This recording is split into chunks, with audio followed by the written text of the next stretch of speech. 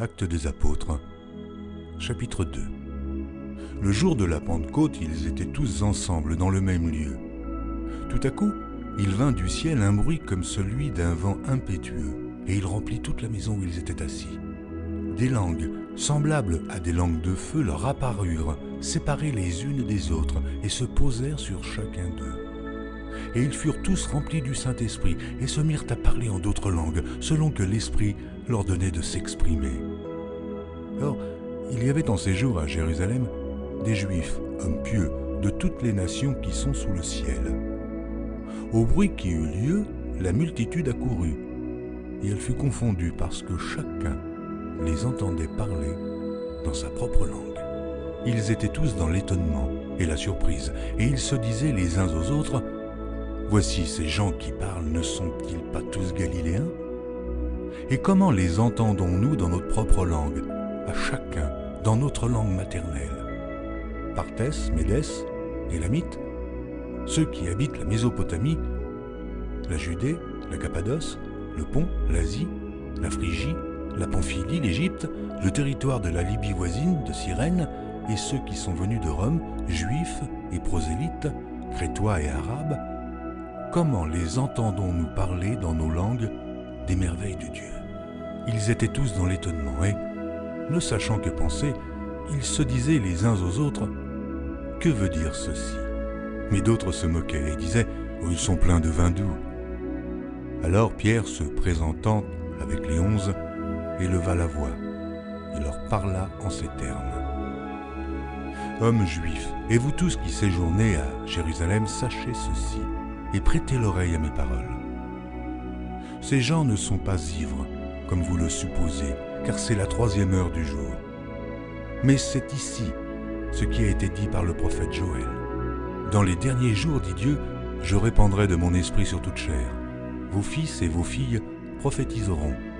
Vos jeunes gens auront des visions et vos vieillards auront des songes. Oui, sur mes serviteurs et sur mes servantes, dans ces jours-là, je répandrai de mon esprit et ils prophétiseront. Je ferai paraître des prodiges en haut dans le ciel et des miracles en bas sur la terre, du sang, du feu et une vapeur de fumée. Le soleil se changera en ténèbres et la lune en sang, avant l'arrivée du jour du Seigneur, de ce jour grand et glorieux. Alors, quiconque invoquera le nom du Seigneur sera sauvé.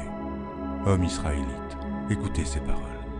Jésus de Nazareth, cet homme à qui Dieu a rendu témoignage devant vous par les miracles, les prodiges et les signes qu'il a opérés par lui au milieu de vous, comme vous le savez vous-même, cet homme, livré selon le dessein arrêté et selon la prescience de Dieu, vous l'avez crucifié.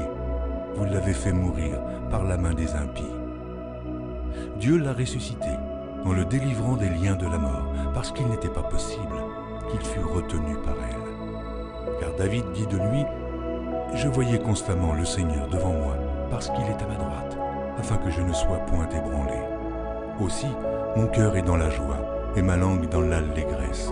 Et même ma chair reposera avec espérance, car tu n'abandonneras pas mon âme dans le séjour des morts, et tu ne permettras pas que ton sein voie la corruption. Tu m'as fait connaître les sentiers de la vie, tu me rempliras de joie par ta présence.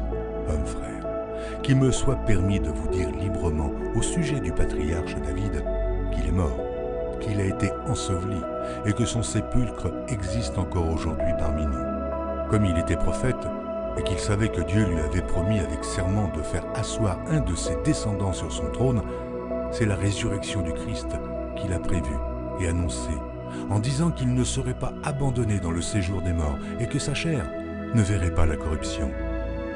C'est ce Jésus que Dieu a ressuscité. Nous en sommes tous témoins. Élevé par la droite de Dieu, il a reçu du Père le Saint-Esprit qui avait été promis et il l'a répandu, comme vous le voyez et l'entendez. Car David n'est point monté au ciel, mais il dit lui-même : le Seigneur a dit à mon Seigneur : assieds-toi à ma droite, jusqu'à ce que je fasse de tes ennemis ton marchepied.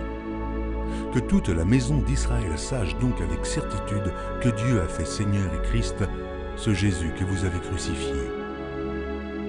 Après avoir entendu ce discours, ils eurent le cœur vivement touché, et ils dirent à Pierre et aux autres apôtres : Hommes frères, mais que ferons-nous ? Pierre leur dit, « Repentez-vous, et que chacun de vous soit baptisé au nom de Jésus-Christ pour le pardon de vos péchés, et vous recevrez le don du Saint-Esprit.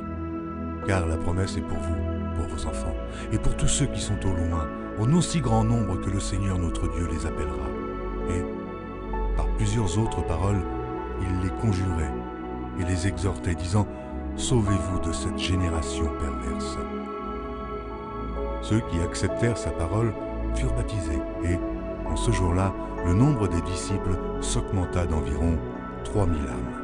Ils persévéraient dans l'enseignement des apôtres, dans la communion fraternelle, dans la fraction du pain et dans les prières.